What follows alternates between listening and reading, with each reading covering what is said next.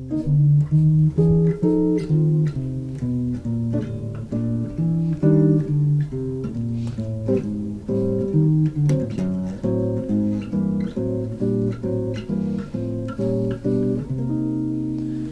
I'm Tom Lippincott, and welcome to Walking Bass and Chords Basics. Today we're going to be talking about playing bass lines and adding chords to them.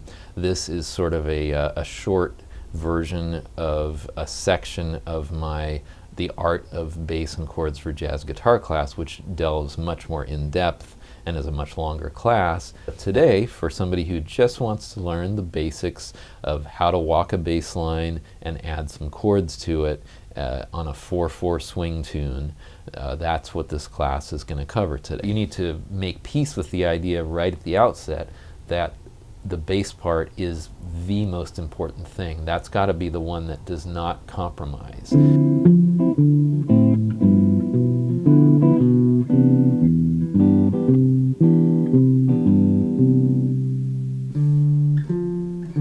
Instead of A, I went down to F sharp, which is kind of weird because it's normally an F sharp would sound horrible on a D minor chord, right?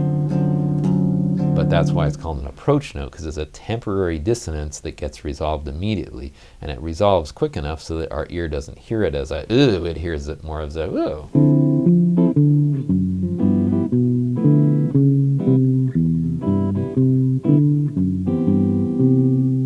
Simple chords, they have the root on either the 5th or 6th string, so that falls in line perfectly with our concept here. And they're simple, there's only 3 notes in the chord, so they're easy to grab quickly.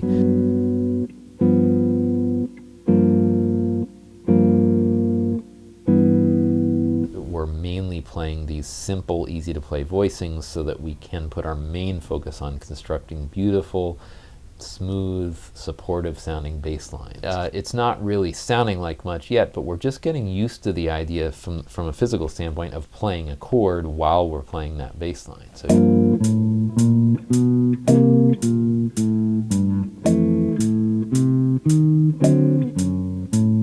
now on the next page, page 8, we have an example of when the chords are 2 beats per chord instead of a whole bar.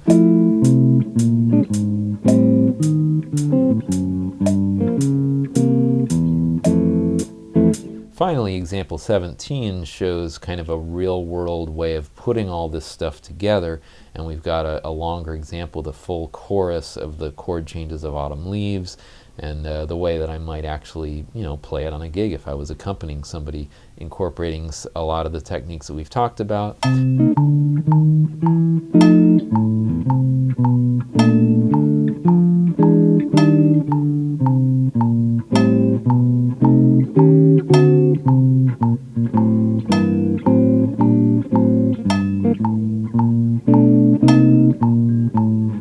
This kind of thing you do, the more you'll start to become comfortable with little bits and pieces of bass lines that you already know how to play, and eventually you'll start to be able to improvise more and more when you're playing a tune.